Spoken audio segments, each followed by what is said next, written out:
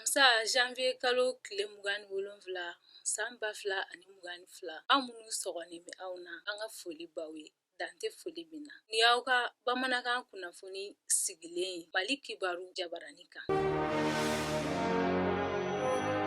Ka taa ni CEDEAO ni IEMOA ka ɲangini min bolila an ka jamana politiki ɲɛmɔgɔ n'o ye Muntaka Tali ye n'o ye faso yiriwatɔn ɲɛmɔgɔ ye. Ale ye wulikajɔ boloda kunun a ka fɔta la a ko transition nin kan ka kɛ Mali ye ɲɛtaga ye. A y'a yira fɛnɛ k'a fɔ ko sanction min taara IEMOA ni CEDEAO an ka jamana kan ko o ye wale min kan ka dabila ni ka bɛnsɛn don jamana denw ni ɲɔgɔn cɛ.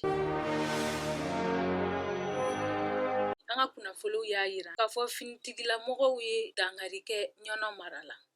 Ka d'a kan ɲɔnɔkaw a bɛ wagati jan bɔ sisan bingani walew bi ka k'u la. Bi bi in na an bɛ se k'a fɔ alhamdulilayi u bɛ lafiya la.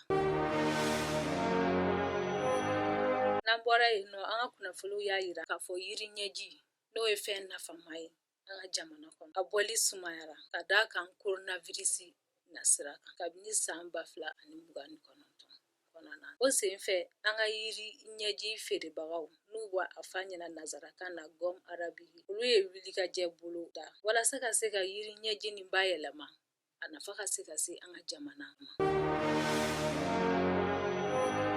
N'an taara Falikoro ɲɛnajɛ tasira kan Mali samatasɛgɛw kɔni sen bɔra dolanci la kunun ka d'a kan aigle cira Guinée équatoriale fɛ 65. Nin de bɛ dan se an ka bi kunnafoniw na. Aw k'an bɛn wagati wɛrɛ nin kɛnɛ kan.